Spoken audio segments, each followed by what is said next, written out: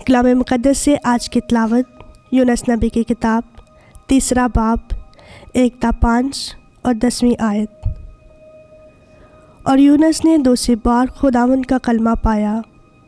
उसने कहा कि उठ, शहर अजीम नैनवा को जा और उसे उस बात से आगाह कर दे जिसका मैं तुझे हुक्म देता हूँ।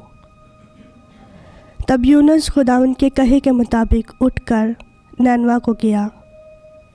बस नैनवा एक नहायत बड़ा शहर था। उसकी मसाफत 3 दिन की राह थी। और यूनुस शहर में दाखिल होकर 1 दिन की राह जाने लगा और वाज करते हुए कहता था कि 40 दिन के बाद नैनवा बर्बाद किया जाएगा।